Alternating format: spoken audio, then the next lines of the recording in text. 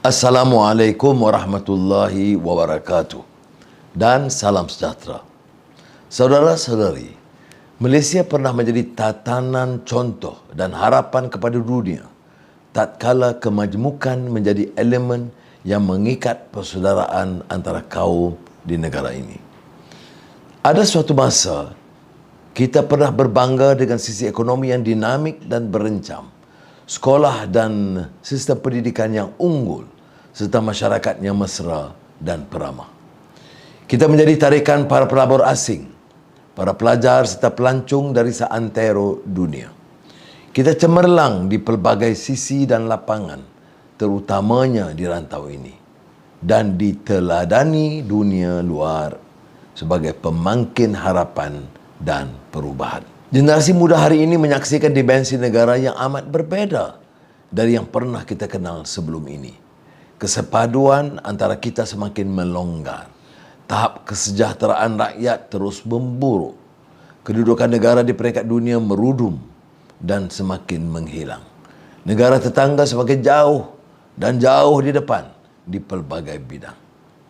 Tantangan ekonomi yang dihadapi rakyat di bawah menjadi semakin sulit tatkala harga barangan asas terus melonjak dan menjadi beban kepada warga yang miskin dan melarat untuk menjamin kelangsungan hidup untuk keluarga dan anak-anak.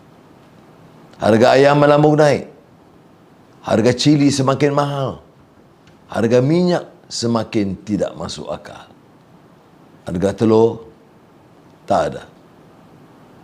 Sekolah zaman hari ini tidak ada kualiti dalam mempersiapkan anak-anak dan generasi akan datang untuk mendepani tantangan semasa. Ramai yang tidak mampu untuk membeli ubat-ubatan. Peniaga kecil menderita dan ramai yang telah kehilangan punca pendapatan.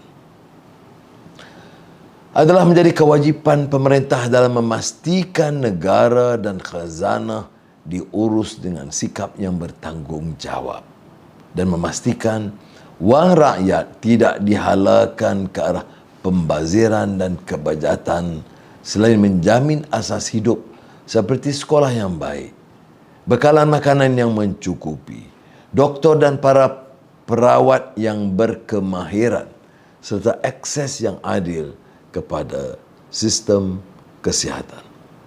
Kerajaan tidak boleh alpa terutamanya dalam memastikan rakyat mampu menggapai tahap kehidupan yang munasabah untuk diri serta keluarga mereka.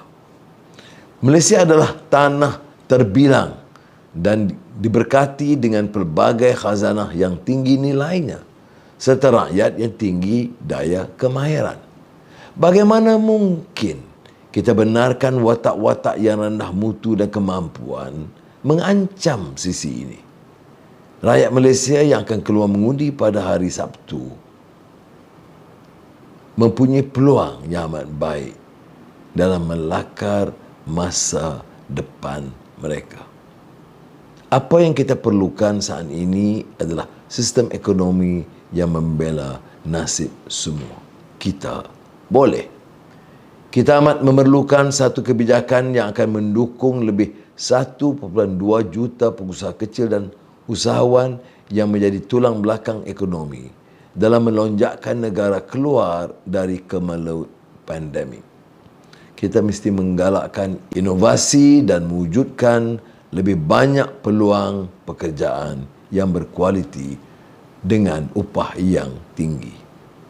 Kita lakukan yang terbaik dalam memastikan kebajikan ibu bapa kita terbela di mana wang simpanan mereka habis digunakan saat pandemik menyerang serta menjamin masa depan yang gemilang buat generasi muda untuk mencapai kesejahteraan.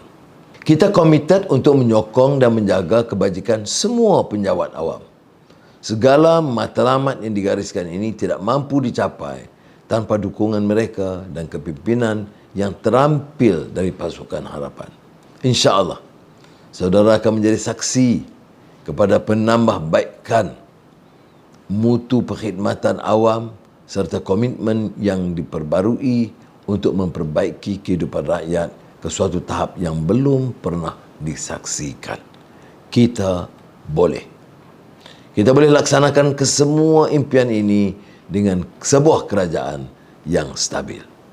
Sebuah kerajaan ini akan menjadi stabil jika ia patuh kepada perbagaan. Ini termasuklah memelihara agama Islam sebagai agama persekutuan, bahasa Melayu sebagai bahasa kebangsaan, penetapan hak keistimewaan orang Melayu dan Bumiputera, serta kedaulatan Raja-Raja Melayu. Sementara itu, hak setiap rakyat berbelang kaum akan terus terpelihara dan maruah mereka dihormati laksana sebuah keluarga. Sebuah kerajaan itu akan menjadi stabil jika para pemimpinnya berkhidmat demi rakyat, bukan untuk kepentingan diri sendiri. Sebuah kerajaan itu akan menjadi stabil jika pimpinannya punya akhlak, menolak rasuah dan menjunjung kedaulatan undang-undang. Saudara-saudari sekalian, harapan menawarkan suatu formula kestabilan kerajaan kepada rakyat Malaysia yang akan melaksanakan dasar-dasar untuk mengembalikan kegemilangan negara. Harapan terdiri daripada satu pasukan yang komited terhadap agenda yang mengangkat budaya ihsan dan rahmah buat seluruh rakyat Malaysia. Pemimpin kita telah membuktikan kejujuran dan integriti mereka. Menerusi khidmat mereka kepada rakyat, kita akan memulihkan keyakinan antara rakyat dengan kerajaan. Selepas harapan mengambil alih kerajaan, saya tidak sesekali akan mengizinkan bertunasnya kebencian. Saya tegaskan bahawa sikap permusuhan dan kebencian sesama kaum tidak ada tempat dalam negara kita. Kita akan merangkul kerjasama semua kaum, Melayu, Cina, India, Iban, Kadazan dan orang asli untuk mencorak masa depan yang lebih sejahtera untuk negara. Inilah caranya untuk menjamin kebajikan setiap rakyat Malaysia dan menzahirkan sikap ihsan, terutama buat mereka yang sedang menghadapi pelbagai ujian dan cabaran. Saudara-saudari yang dimuliakan, pilihan raya ini bukan soal menukar Perdana Menteri. Pilihan raya ini merupakan peluang terbaik untuk menyelamatkan negara dan melakukan perubahan yang menyeluruh untuk memulihkan negara kita tercinta.